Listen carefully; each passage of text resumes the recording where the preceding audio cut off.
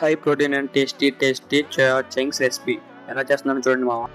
ఒక బౌల్లో కొంచెం వాటర్ అయితే స్టవ్లో పెట్టి హీట్ చేయండి మామ. అదే టైంలో సోయా చంక్స్ ఒక 50 grams తీసుకోండి. అదే టైంలో కొంచెం ఆనియన్ కూడా కట్ చేసుకోండి మామ. ఆనియన్ కట్ చేసుకున్నాక వాటర్ హీట్ అయ్యేది చూడండి మామ. మీరైతే నా చేతితో తీయబాగా, నాకైతే కాలింది. ఒకవేళ వాటర్ హీట్ అయితే అది సోయా చంక్స్ వాటర్ దాంట్లో వేసి హీట్ చేయండి. ఓ 5 minutes తర్వాత మొత్తం వాటర్ మొత్తం సపరేట్ చేసి ఒక బౌల్లో తీసుకోండి మామ సోయా చంక్స్.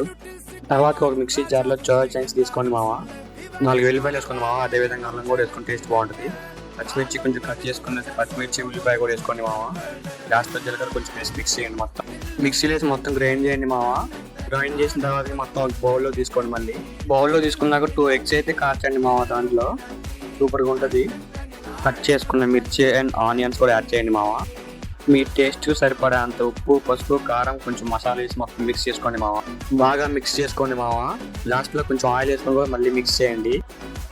నాకైతే ఇప్పుడు కొంచెం రిలీఫ్ వచ్చింది మామ. స్టవ్ వెలిగించాక బాగా నాస్టిక్ పెనం పెట్టుకొని దాంట్లో కొంచెం ఆయిల్ వేసుకోండి. అమ్మ వాళ్ళు చేసినట్టు ఒక కవర్ తీసుకొని దాంట్లో బ్యారెల్ చేసినట్టు తీసుకొని దాంట్లో వేయడమే మామ. సింపుల్గా ఉంటుంది. మంచిగా 2 పక్కల కాల్చుకొని అవి పక్కన పెట్టి మళ్ళీ ఇంకా వేరే కొత్త వేసుకోండి మామ. ఈ ఫుడ్ పోస్ట్ వర్కౌట్లో మంచి హై ప్రోటీన్ ఫుడ్ కాబట్టి వెయిట్ గెయిన్ చేసే వాళ్ళు తీసుకోవచ్చు, పల్పింగ్ చేసే వాళ్ళు కూడా తీసుకోవచ్చు మామ.